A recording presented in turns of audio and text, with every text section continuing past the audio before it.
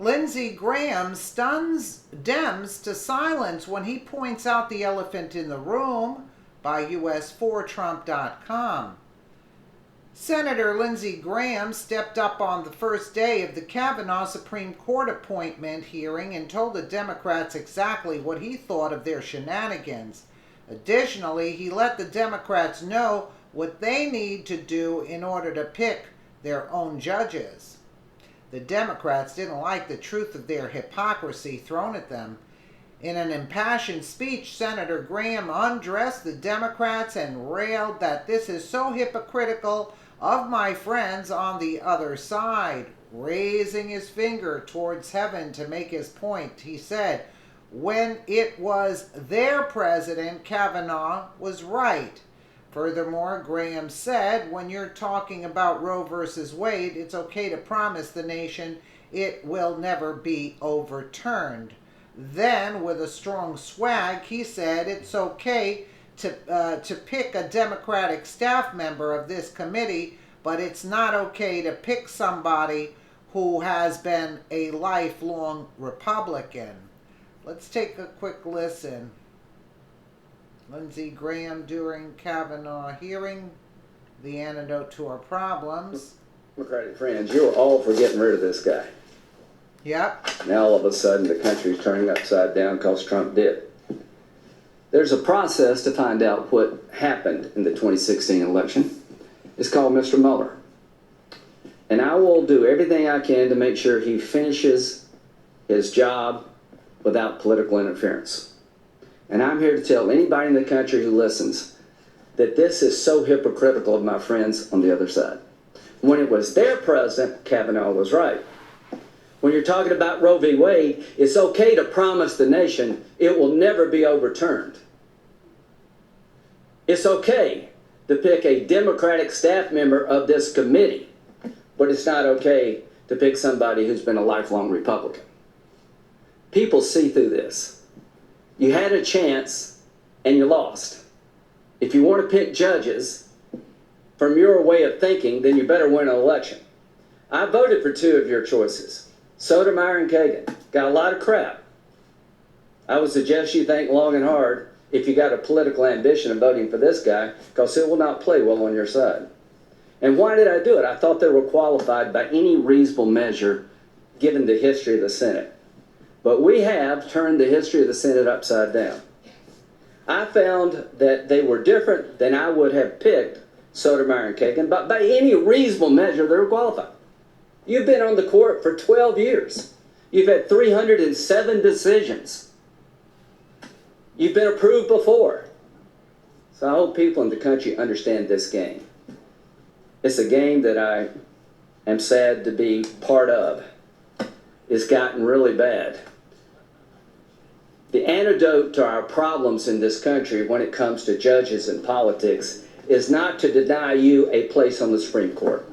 This is exactly where you need to be. This is exactly the time you need to be there. And I am telling President Trump, you do some things that drive me crazy. You do some great things.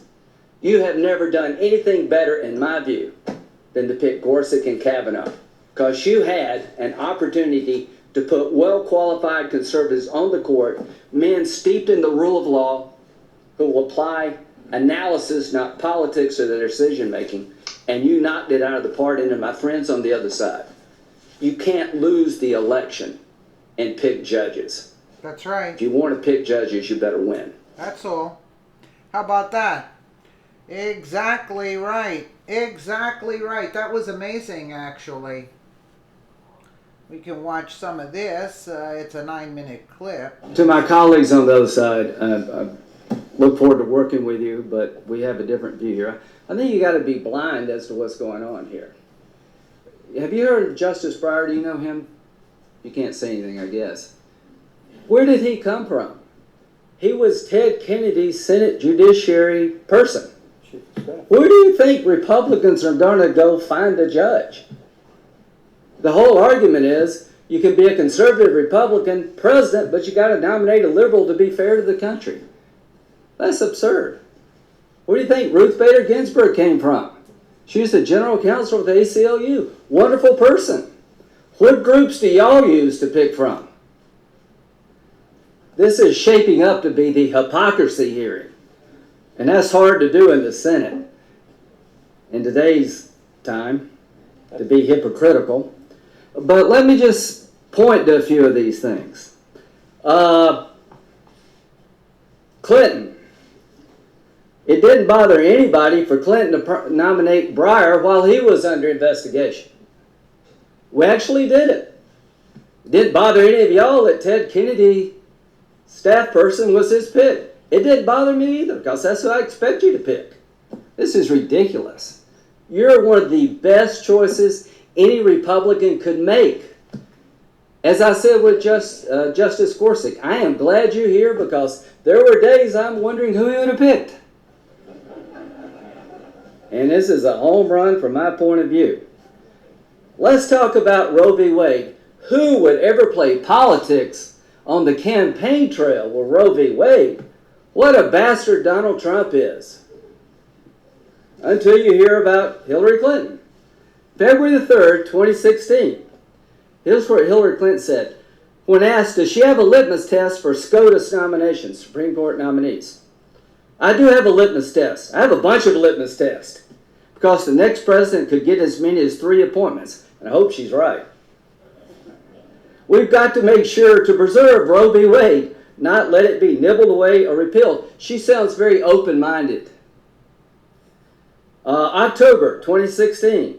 We need a Supreme Court that will stand up on behalf of women's rights. It is important that we not reverse Roe v. Wade.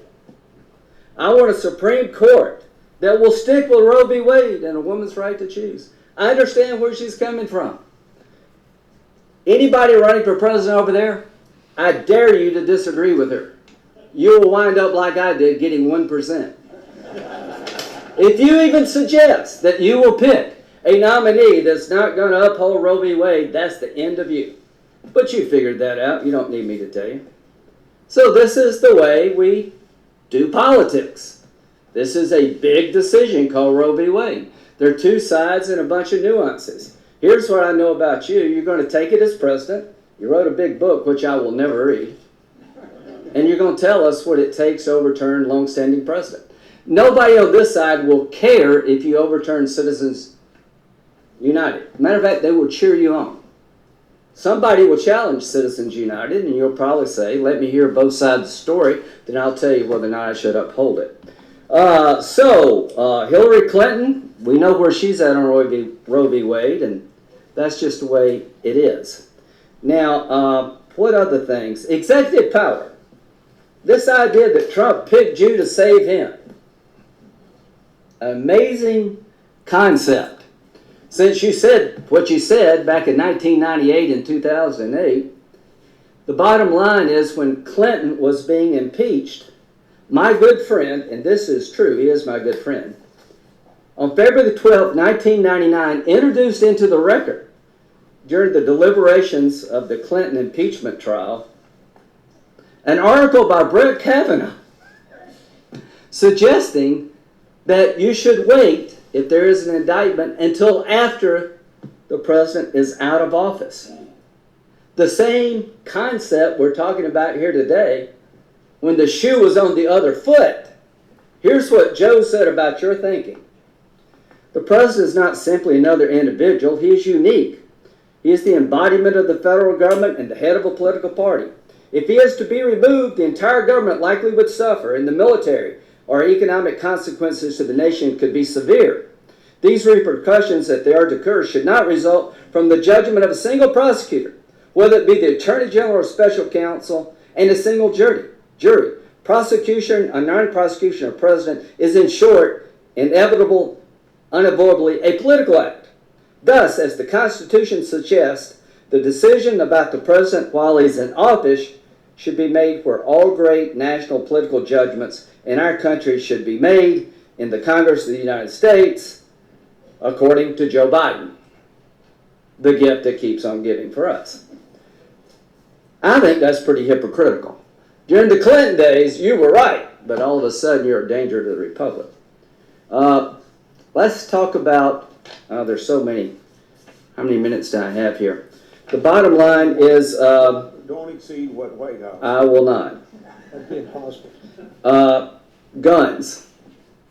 Somehow you're going to make sure that Congress, the bottom line on guns, that Dianne Feinstein's a wonderful lady and has passion on this issue about assault weapons. She was able to succeed politically. After 10 years, the gun assault weapons ban expired, and it's been hard to get it reestablished. She introduced legislation in 2013 that got 60 no votes, 16 Democrats. So I don't believe they see you as a threat to the nation if you come out on the idea that the Second Amendment has some meaning. In other words, the political process when it comes to guns is a work in progress, and I'd rather us decide that than you. When it comes to the pillar of virtue, Cohen. Well, I happen to like his first ending statement here. Let me know what you guys think in the comments below. And again, thank you so much for watching.